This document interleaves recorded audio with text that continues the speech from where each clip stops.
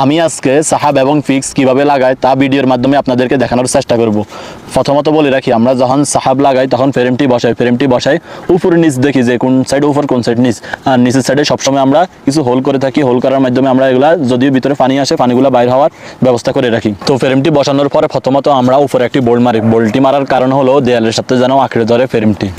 তো প্রথম বর্গি শেষ এবং দ্বিতীয় বর্গি ওই সময় মারি, দেখতে হবে প্রথম বর্গি যেটুকু গ্যাপ রাখছি দেয়ালের ওইটুকু সেমে দ্বিতীয় বর্গিটি মারি এবং ভিতরে বাইরে দেখি যে সমান থাকে ওই রকমভাবে আইডিয়া করিয়ে মারি। আইডিয়া করে মারার পরে আমাদের এবং তৃতীয় এবং চতুর্থ বর্গি উপরে যে বর্গি সেম নিচের গুলাও বর্গি ওইভাবে মারা লাগে।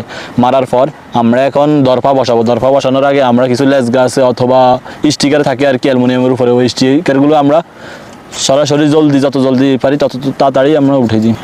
অ্যালুমিনিয়ামের উপরে কিছু স্টিকার থাকে যেন অ্যালুমিনিয়ামের দাগ বা স্ক্র্যাচ না আসে, ওই স্টিকারগুলো আমরা যত তাড়াতাড়ি পারি তত তাড়াতাড়ি উঠে দিই।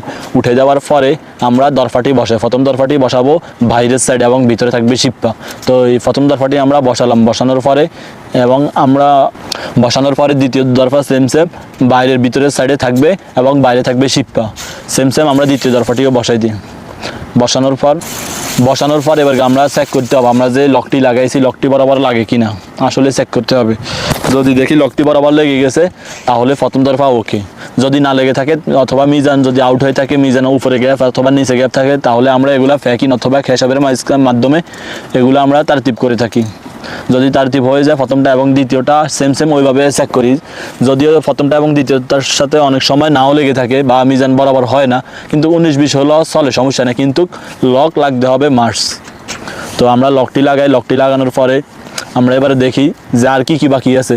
লকটি লাগানোর পরে এখন আমাদের বাইরে থাকবে তুর বলতে মশা মাছি যেন ভিতরে দুই দরফা এক সাইডে থাকার পরে যেন আরেক সাইড অফ করে দেওয়া যায় তুরের মাধ্যমে। তুর হইলো মশা মাছি যেন ভিতরে না আসতে পারে, ওইটিরই একটি জালি।